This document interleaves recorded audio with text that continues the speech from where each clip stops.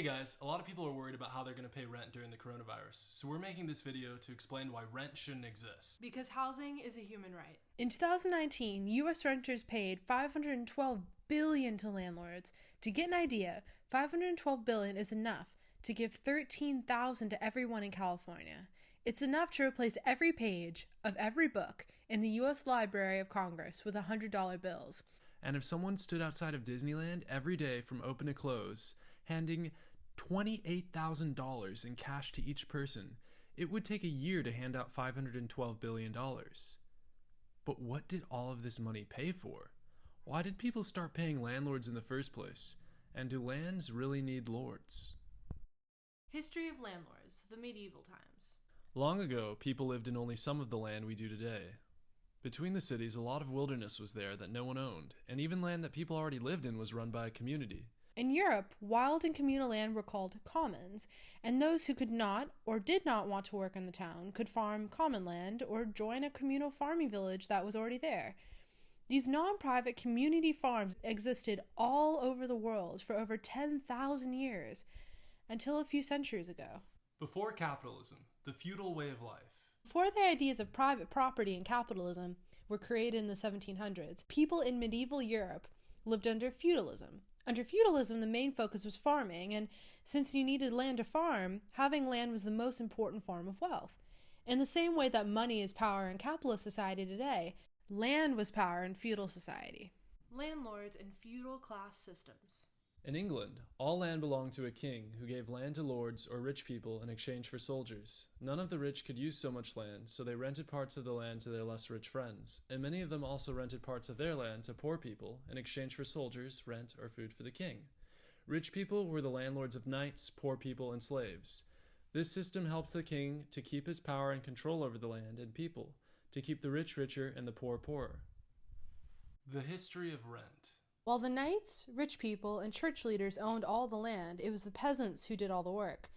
Unlike the rich, few poor people had their own land, and many were slaves, who were not allowed to leave the land they farmed without their landlord's permission. While free poor people could move or be married without permission, their lives were rarely better. Since most had no land, landlords demanded rent from poor people in exchange for the right to farm on the land, paid with daily work, or with most of the poor people's food they grew. The change from feudal to capitalist rent. Unlike kings or legal slavery, which have ended, landlords' exploitation of tenants has not. Capitalism spread all over the world when Europeans took over the Americas, Pacific Islands, Africa, India, and Australia. Over the next few hundred years, leaseholds and land were made private, owned by the same rich people as before. Why do landlords still exist today? Why should landlords be entitled to payment at all? Before we continue, there is an important difference between small mom-and-pop landlords and big corporate landlords. The difference is that small landlords do maintenance, while corporate landlords are bosses, hiring others to do maintenance. To be fair, we will think of small landlords as groundskeepers and only talk about large-scale landlords. Why rental housing doesn't make sense. The rental of living space is a strange thing to sell. Things that are sold, whether physical products like food and cars, services like repair and healthcare, or information like research and iPhone apps, are the result of work. Products are made by people using other things. Cars are made by people using machines. Things are repaired by people using tools. And apps are created by programmers with computer knowledge. And the value of each is set by how much work is needed to make them. But who makes land and space? With what materials and how many work hours are needed to make them? If a thing is made, it makes sense to argue that the person who worked to make the thing has a right to control its use. Whether she wants to use it herself, lend or sell it to others, or give it away because she created it. That is the thinking used by philosophers like John Locke to support the idea of a right to property, which was a big deal at the time because it went against the feudal land system owned by a few rich people. Things like land and space are not made, and if neither the landlords or anyone's work made the land exist, why should society's laws allow landlords to take rent from anyone too poor to buy property? How rent harms the economy and drains workers' wealth. It is ridiculous for landlords to charge rent for land they've done nothing to improve with no buildings or utilities added. Taking rent for the use of empty land is legal exploitation. Since humans need land to survive, to keep people from living somewhere is violent. Humans have a right to life, and a right to life includes everything needed to have a happy and healthy life, including the right to housing. Because you need a house to live. So housing is a human right. People shouldn't have to pay to live somewhere. When land has apartments or homes on it, charging rent seems to make sense at first. People argue that a landlord who buys an apartment and pays to take care of it has a right to collect rent to get back the money they paid for the building and land, and make money for taking a risk. But this only helps the landlord without thinking of how everyone else is hurt. After the cost to make the building, the only costs left are to take care of it. For the landlord to make money, the rent people pay has to be more than the cost of taking care of the building. It would be cheaper if the people living there took care of the buildings themselves. The cost to build and take care of housing is necessary because people depend on housing to survive, and while small landlords do some work, rent collection does nothing to help the building.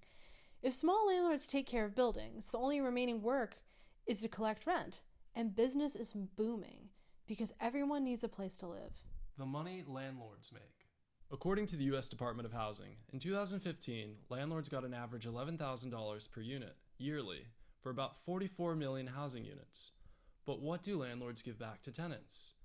The U.S. Census shows landlords spend 10 hours a month taking care of buildings, while half of them spend 3 hours a month or less, and that is according to landlords' own responses. The average costs were $5,000 per unit, and most of it covered property tax and business activity, insurance, paying workers, legal services, while taking care of the building was just $2,000. After the cost to take care of the building, the landlord collects $11,000 minus $2,000 equals around $9,000.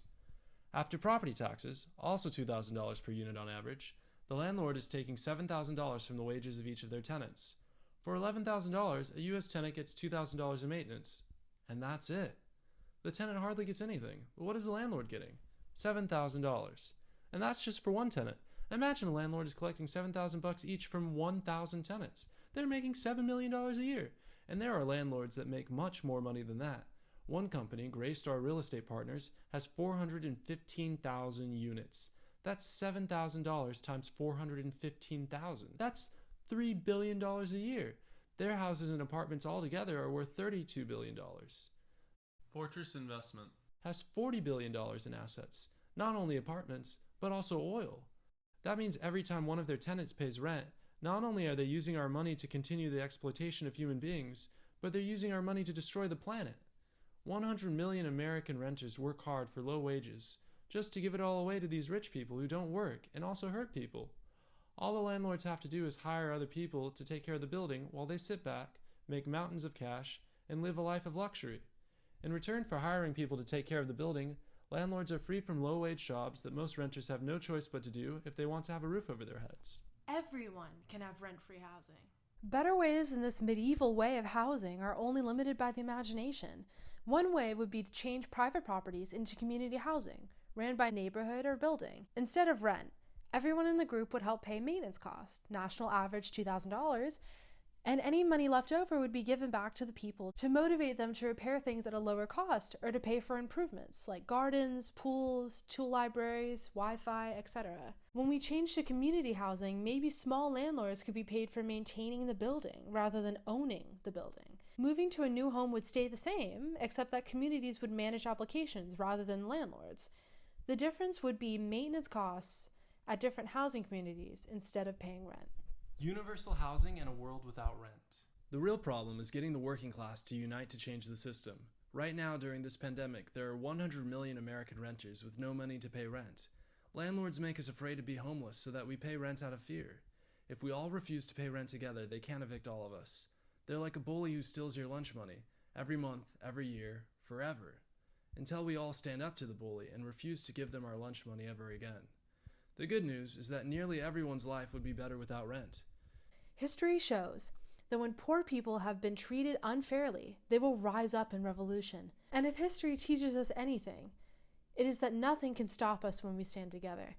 There are 100 million of us American renters. Let's all stop paying rent together, and then rent will be abolished, and we will enjoy freedom forever. Housing is a human right. Guys, we can do this. If we all unite together as 100 million American renters, we can all go on a mass collective action rent strike, and we can totally get rid of this system and all have free universal housing. It's been done before, and we can do it again. We can end the practice of rent forever. Imagine. We can do it, guys. Rent Strike 2020. The end of rent. Housing is a human right.